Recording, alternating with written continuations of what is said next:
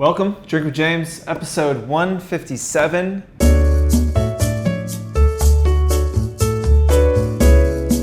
You guys might have noticed I have a new lamp since you last saw me. Look at this thing go. This lamp is from, I think, 1967.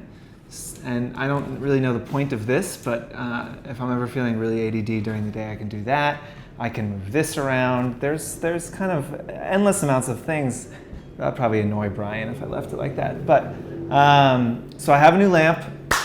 I haven't gotten a haircut in like 2 months because every time I have a haircut, someone else like puts a meeting on my calendar. So I think I like pulled my hair down the other day and it's like below my nose if I like pull this down. But I was upstate for the 4th, and then I did Wisconsin, LA, San Francisco, Washington, DC in a week. Big week of meetings. Always come back feeling a little like worn out, but also inspired and excited to get back in it. I'm sure y'all, like if you've been fortunate enough to travel for work or to come to New York for meetings or go to LA for meetings or whatever it might be, I feel like those weeks where you kind of get out of your routine and go out, see a bunch of people, talk about what you're doing, talk about what they're doing, always kind of get you reinvigorated and excited to get back into the office. So I'm stoked to be back here and not be leaving for a couple of weeks. Unfortunately, I came back and it's, if you're on the East Coast, it's terrible. The weather is just absolutely terrible. My office is very, very hot. I actually had to get a window unit, which we can't turn on because it's too loud. So we're gonna try and do this as quickly as we can because I can see Tim and Brian slowly starting to melt. They, unlike me, do not have Negronis to cool them down. What's going on this week? So one thing is, I see everyone on the internet turning themselves into like an old person. And look, these things happen. I feel like these when Snapchat a couple months ago had the thing where you could switch genders on their filter. Everyone was posting that. And look, I mean, the stuff looks pretty realistic. It also gets pretty boring pretty quickly. I think that if as an influencer you see these trends starting to spread, the trick is to get on it early, jump in there, and then get out and forget it. Because you don't want to be the person 4 days later posting something, being like, oh, here's my photo of myself old, and everyone's like, please stop. Just send that to your WhatsApp thread. Do not put it on your Instagram. I think we're a day in, and I'm already pretty annoyed by it and over it. Also, I know there's been some news about this app being owned by Russians and the fact that they get access to your entire photo stream and scan all of those photos and run facial recognition shit on them. I would be wary. I downloaded it and saw I downloaded it because I was like, let me try this. And then I was like, wait, I have no interest in seeing what I'm going to look like old. I am faced with that reality increasingly every single day. There is no reason for me to try and speed that up. But also, as I saw the app scanning through all of my photos, deleted it because I was like, this is super shady and there's no reason an app needs to do that. So, important to have some privacy literacy and kind of understand what you're doing before you just say, I really want to filter this photo, and so I will literally give this company access to everything ever about me. This is funnily enough kind of how the Cambridge Analytica stuff happened, is that people wanted to do this fun thing and didn't realize that what the fun thing actually was a way for them to go through and get a huge amount of data on you so that they could use that data to put Donald Trump in office and systematically try and ruin all of our lives. So if you guys could just not interact with anything Russia makes for a little while until 2020, and hopefully we can decide out of the 400 people running for president who we're gonna actually put up, and hopefully 4 can help the Democrats elect that person, and then you can go use whatever Russian app you want. But for the time being, maybe we'll just cool it and chill out for a little bit. Also, if you have not logged in to your For profile in a while, you might have seen we have new profiles on there, redesigned, a bunch of new data is on there. The content search is easier to get to and use.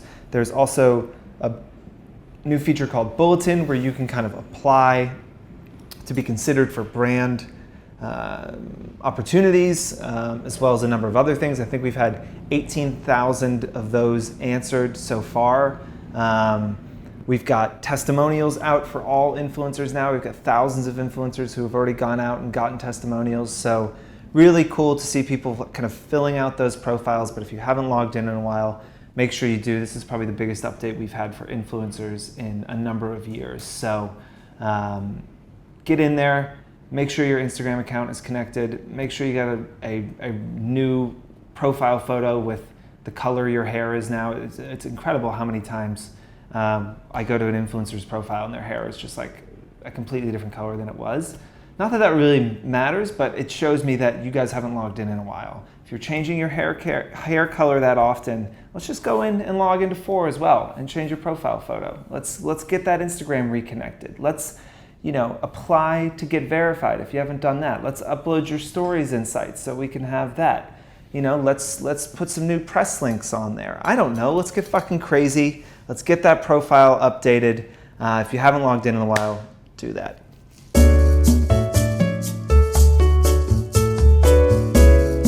So the question is, what do I do on a product launch when I can't talk about the product until the day it launches? How do I build excitement and make it feel authentic?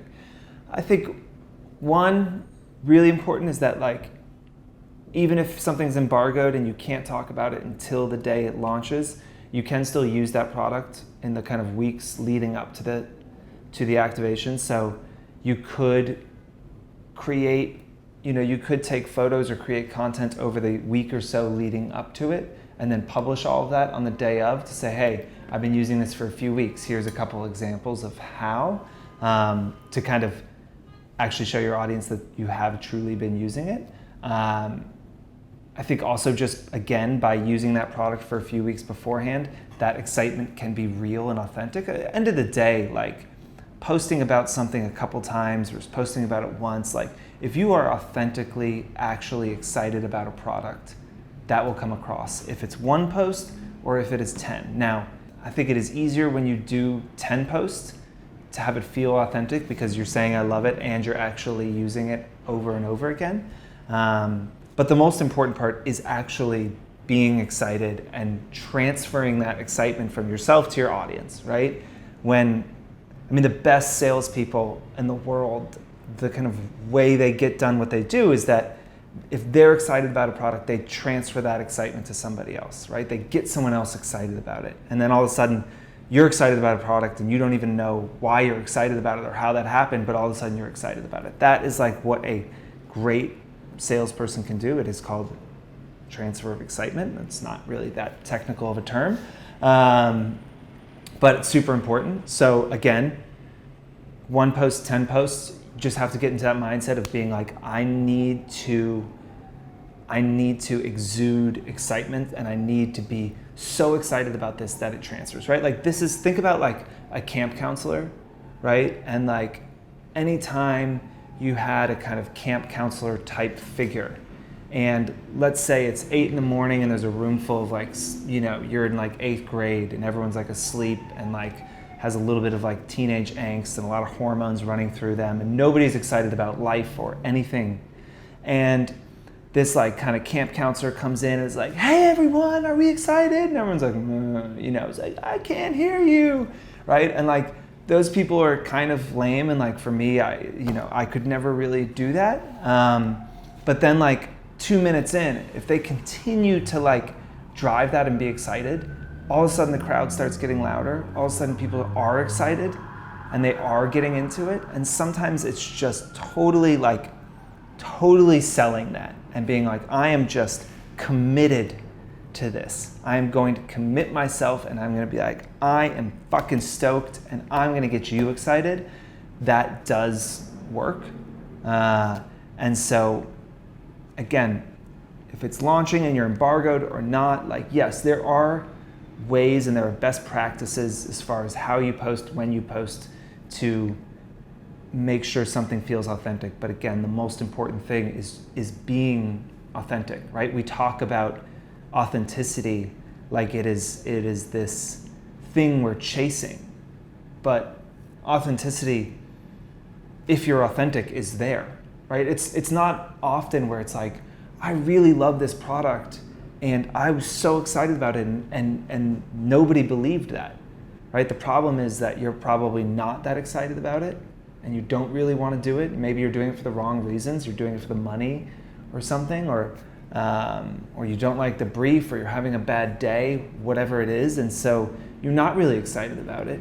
And so then you can't transfer that excitement and it doesn't feel authentic, right? And so like the easiest way to solve that problem is by only doing things that you're really excited about. And only when you start working on projects that you're not really excited about do you have to really start thinking about, how can I trick people into thinking I'm excited so that this feels authentic?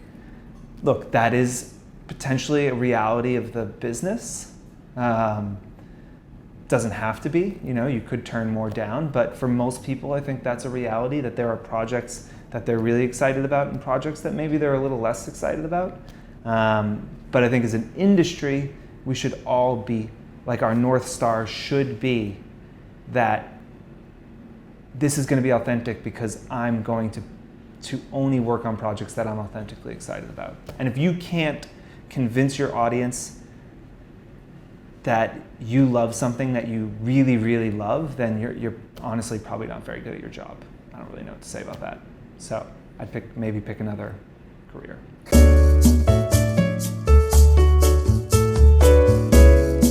Question is, what do I think about the new Instagram feature that's kind of there to combat bullying, where you can quietly kind of restrict certain users from commenting or things like that? So I don't think Instagram went far enough, but they have gone farther than other platforms have gone. So like, I think it is a step in the right direction. I think that I don't envy these platforms that have to deal with bullying, because it just gets wrapped up in this like free speech conversation that is really complex, right? Like, you can find someone reprehensible and you can not agree with what they say. But I think where the platforms struggle is in kind of setting standards of like what is okay and what is not. And generally what is not okay is the most vile and the most aggressive kind of comments that nobody would kind of say there's a gray area to. It takes courage, I think, to like step into that gray area. I think Instagram isn't doing that yet. They're not saying, okay, we're gonna go around and start banning people who are bullying or abusive. That's not the practice so far. Again, obviously Twitter is fucking terrible at this. Like, Twitter just straight up doesn't care, I think, about people getting bullied on their platform. Obviously, they have, this has been a problem for years and they've literally done nothing to address it. I do think Instagram cares. So these features, insofar as I understand them, help to make it so that you don't see the bullying or the comments from certain people. Doesn't take the next step of making sure that those people can't post those things. So I think hopefully that is a natural progression where we can start to get serious about, getting bullies, getting predators, getting, people using hate speech off of these platforms. But we also have to understand that that is in some ways counter to these platforms' business goals. They're not really sitting around thinking about how can we kick a lot of people off this platform and cause all this drama. So again, is it far enough? No. Is it something? Yes. I think that bullying is also something that's hard to well, let's like step back and look at the reality here. A lot of people that get bullied on these platforms are women, and a lot of the people setting the policy and building the products are men. And I don't think a lot of men understand the reality of what it's like to have these trolls gang up on you. I had dinner with Taylor from The Atlantic recently, who had one of her tweets put into a men's rights, like a men's right subreddit. That's, you heard me correct.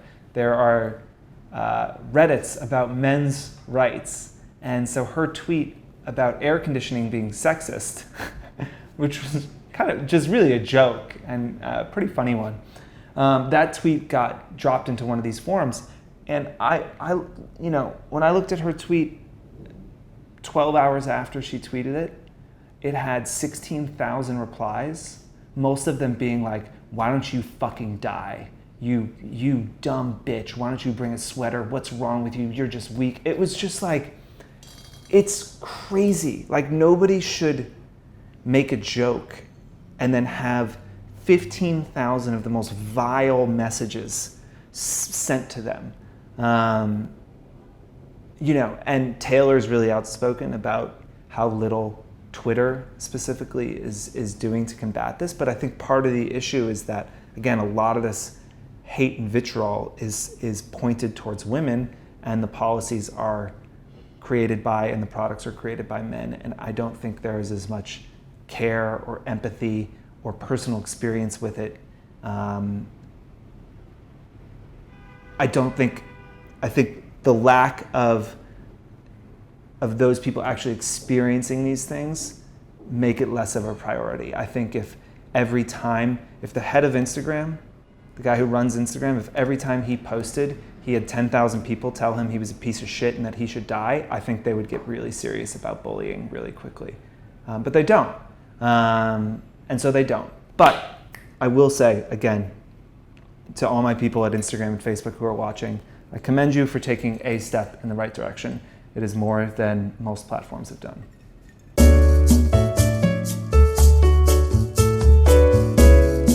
So question number 3 is, again, just kind of a comment on, there was a New York Times article about influencers. It says about kind of not dismissing influencers and what my thoughts are there. So if you haven't read the article, so the technology reporter from the Times went to VidCon, had this article essentially said ignore influencers at your own peril. Like, this is no longer a question of is it a bubble? Is it a thing? It is this is the future. And I think he spoke to a few things that we talk about on the show a lot, that this is nothing new. He says this is not new. It's just that influencers used to be sports stars and movie stars and politicians and magazine editors, and now they aren't.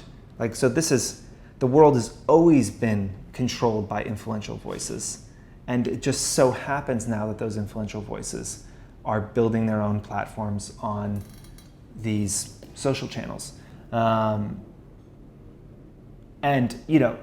kind of, I think, first explains just the craziness of it. Again, he was at VidCon, so it's very young. It's a lot of TikTok people. It's a lot of YouTube people.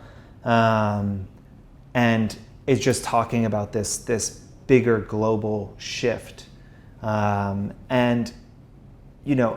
Increasingly, every day I feel more and more confident about the space. It is only growing every single day. The budgets are growing. There's more influencers. There's more platforms. I think what's really exciting now is this new class of influencer that's coming up, this younger person, so much different than what we're used to in the space. TikTok is bigger than Instagram already. It's got 1.3 billion users. That's pretty crazy. Anyone watching this show probably is going to have a really hard time building a TikTok audience. I don't think you're doing meme dances or whatever the fuck happens on TikTok. It's a really different platform. Brands are starting to spend money there so much faster than they did with Instagram. Instagram, even Snapchat. Snapchat was up and running for years, and brands still weren't investing in it. And TikTok's been around for like 6 months, it feels like, and brands are already starting to spend big money. That's really interesting because I think a viable competitor to Instagram might be able to take market share away a lot faster than Instagram gained market share. The other thing is that will be interesting with Instagram specifically is that as more people start to have access to shopping, so I think in the next few months you'll see Instagram start to give a lot more people the ability to get whitelisted by brands to sell products. And as that happens, it will be interesting to see people's reaction. Like, do you want to open an app where you're just constantly getting sold shit, right? Is that what you want to do? Do you want to be looking through a stream that is essentially an e-com stream?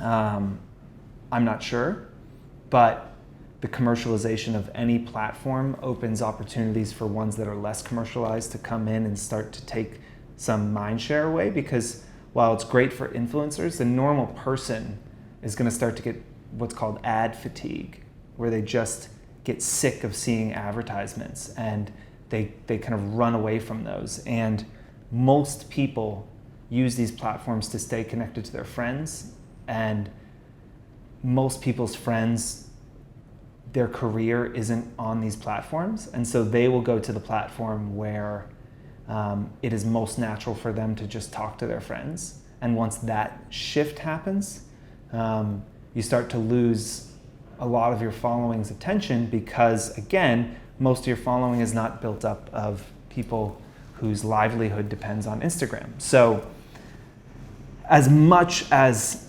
people love it, they will leave it very, very quickly and never look back. And I think we are entering a like atmosphere that is ripe for that is ripe for someone to come in and take some of this market share away. So I think as an influencer, it's a time to think about diversifying. It's a time to think about what you want to do with your future. It's certainly, you certainly should be looking to these other platforms and figuring out how you can be effective on them and trying to move your audience over as quickly as possible.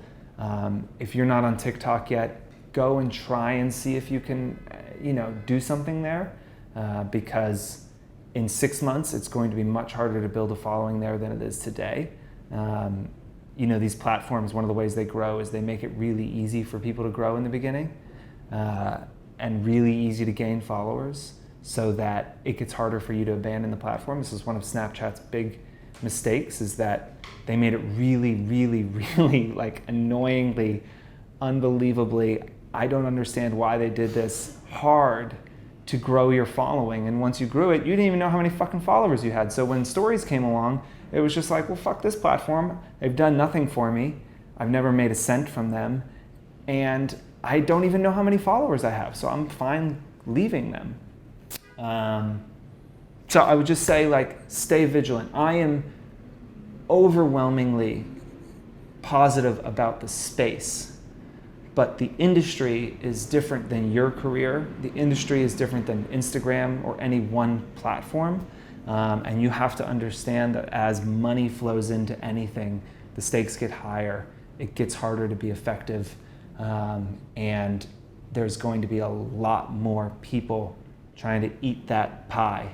And it is not a time, I think, to just sit back and enjoy what's happening and not be hustling. Because once it kind of clicks over, you might find it's too late. So it's a little bit of optimism and pessimism, which is essentially my entire life, I guess. I'm an optimistic realist, right? We've seen this happen before. This is not new, right? Go back to magazines, right? I don't have the stats, but my guess would be there was at least 3 or 4 times as many magazines in circulation 20 years ago as there was today. Now, do I think magazines or certain magazines will always be there? Probably. I don't see Vogue shutting down. Could one day, if they fuck it up that badly, but they shouldn't. they should survive. GQ should survive. Vanity Fair should survive. The New Yorker should survive. Like these things shouldn't go away. But Teen Vogue, I don't know, is that still around? Maybe, maybe not. All the international editions are closing. Like influencers, it'll be the same thing, right? We're in this, all these dollars are coming into the market, so there's all these influencers and everyone can make a living. What will happen is there will be new platforms and money will go there, or new influencers and money will go there, and then there'll be like a correction. And if this industry goes to $20 billion, it's probably at 4 or 5 right now, so let's say it goes to 20 billion, it would probably then settle back in at like between 12 and 15 billion a year.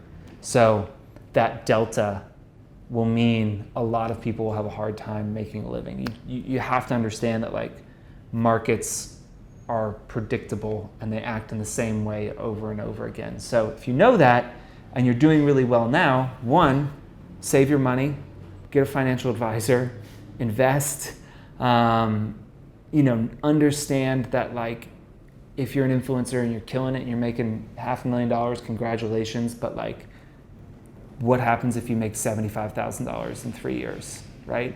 And you have an apartment that's $8,000 a month. That's a little bit of an issue.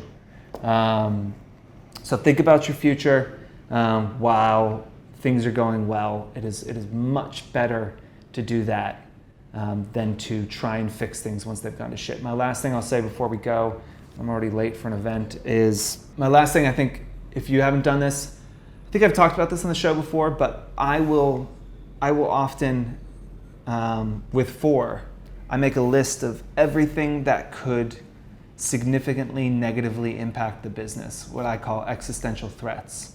And this isn't like a little one. This is like terrible things happening, like my worst nightmare, keep me up at night. I list those things out and then I write down what I would do to fix it or what I could do now to avoid that even happening. And I think if you do that, you can start to plan for these things because, the things that can go wrong probably will go wrong.